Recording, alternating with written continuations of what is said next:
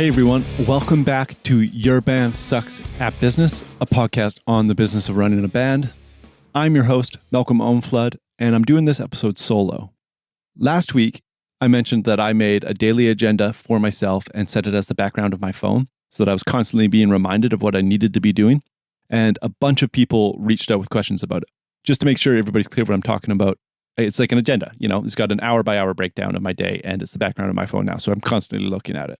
So I wanted to make a podcast episode about it, both because people were asking for it and also because I've done it for about a week now and I've had some results that I think are worth discussing and talking about on the show. So the important part is that all of the items on my list on this agenda reflect what I need to be continually doing if I want to achieve my goals.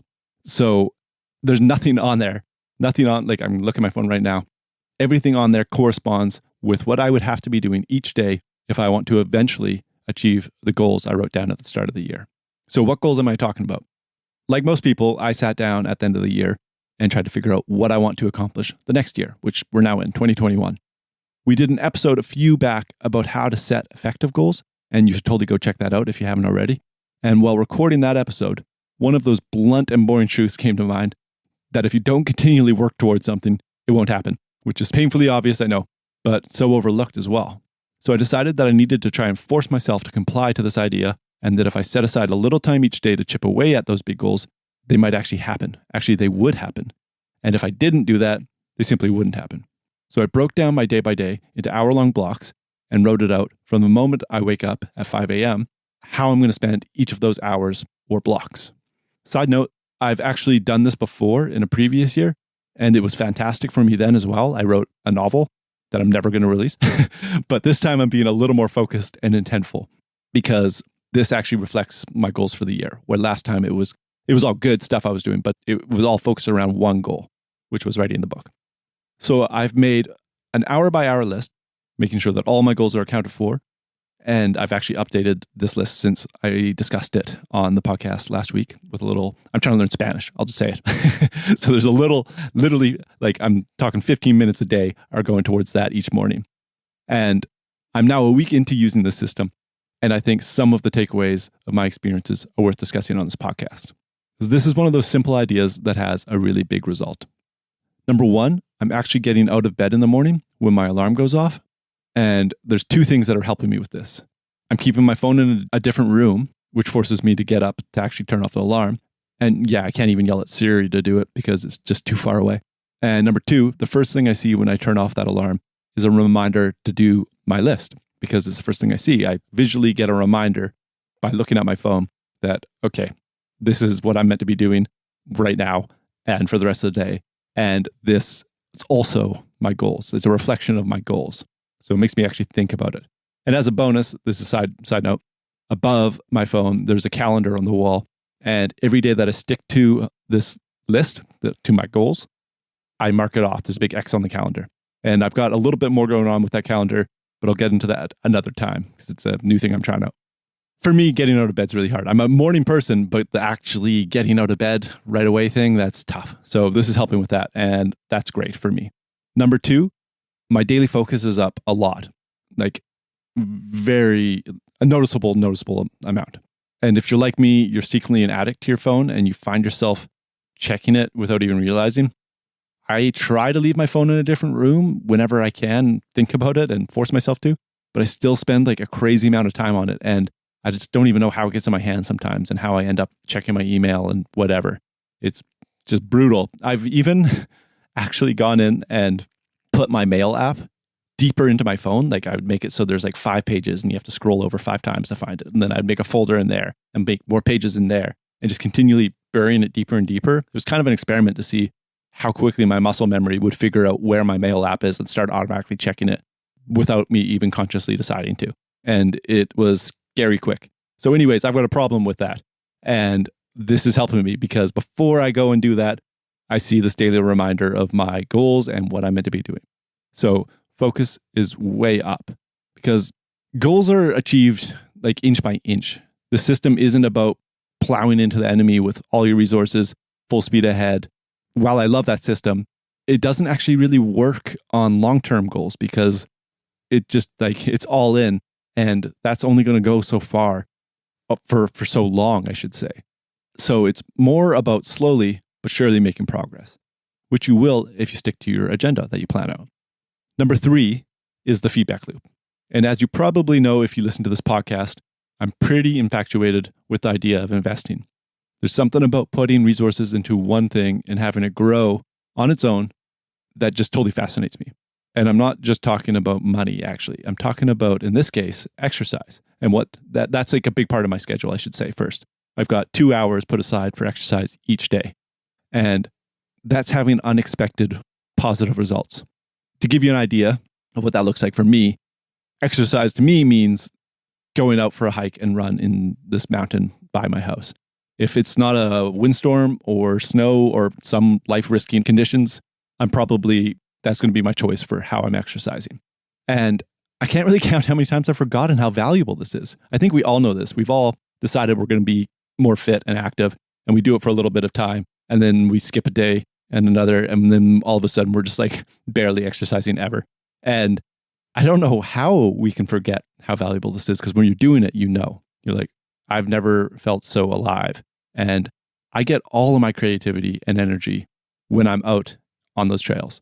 The best business ideas I've had in my life, hands down, were had while exercising and or in nature, not while working. It happens outside of it. I don't know how I haven't thought about that before. Like, if you spend all your time working, you're not giving yourself the opportunity to have these creative ideas. I think there's like this stress and rest thing that has to happen there. And even though I'm exercising, I'm actually resting, letting my mind wander from idea to idea.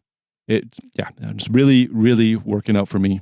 I can't really express how happy I am I'm doing this. The fact that it's essential to leading like a healthy and long life is kind of besides the point. Because this podcast episode is not about exercising. Exercising might not be something you put on your calendar, and that's totally fine. But what I am talking about is that it's having an impact on everything else on my list. So that's how we get back to feedback loops.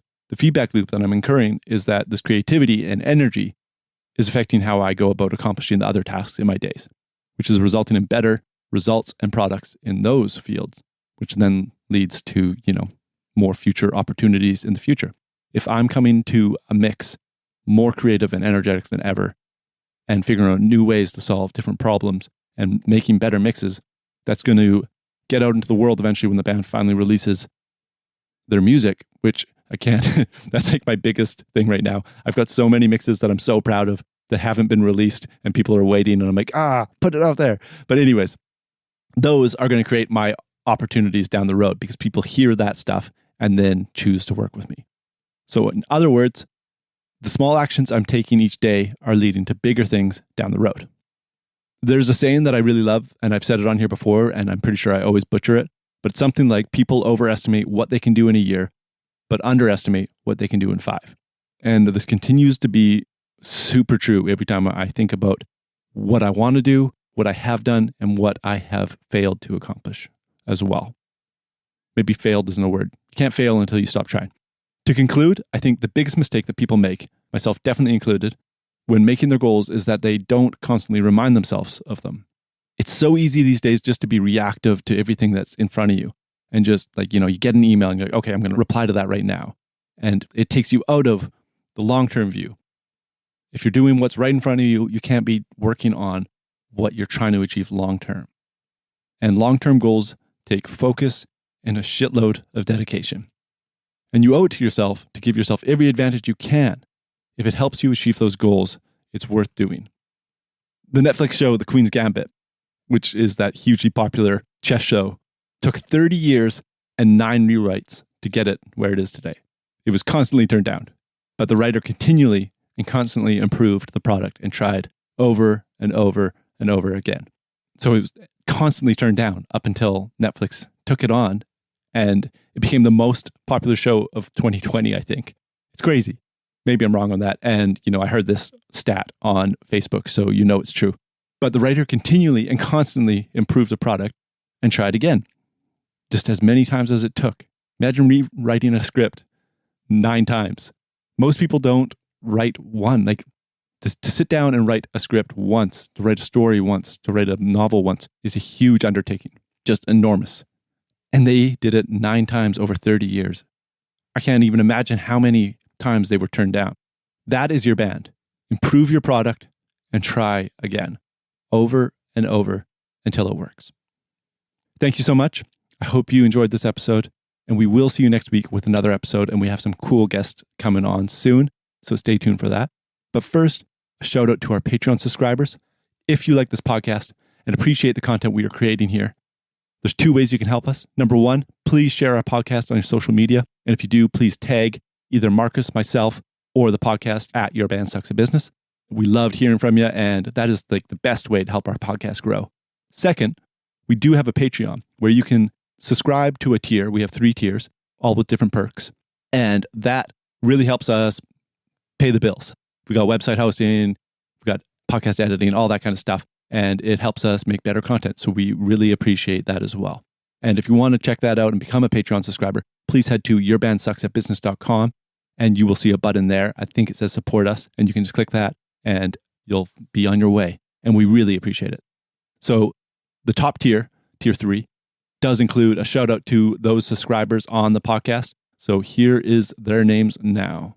First off, we have the OG subscriber, Evan Miller of the Wild Romantics, who is making some killer artwork, by the way. And just in we have a private Facebook thread for Patreon subscribers on, so not a thread, it's a private group. It's like a mastermind group where we can bounce ideas off each other. And there's these graphics on Spotify. I'm totally going down a rabbit hole here. But there's these graphics on Spotify now. So if you play a song on your phone, there's sometimes like a little kind of miniature music video or graphic going on that's visually stimulating. And it's really awesome. I'm super stoked about it. And Evan's this amazing artist. So I asked if he could make them, and he can. So if you guys want any of those done, totally hit up Evan Miller, and his band is the Wild Romantics. Super talented guy and one of the best dudes around. Bernard from the Enrons. Bernard, I promise your mix will be finished. Actually, your mix will be finished by the time you hear this episode, so don't even worry about it. Ryan from Venom and Spirit. Grady from Leather Apron Revival. Lucas from Vogue Villains. Lucas, thank you for all of the shares on social media. Appreciate that. Graham from Carmana. Kevin from Supreme Remedy. Rob Wilkinson from Rob Elo. That's his artist name. Check that out. Tay Fance also goes under Tay Fance. And Carland of the band Mulligan. Thank you all very much. We appreciate your support a ton. And we will see everyone next week. Thank you. Bye.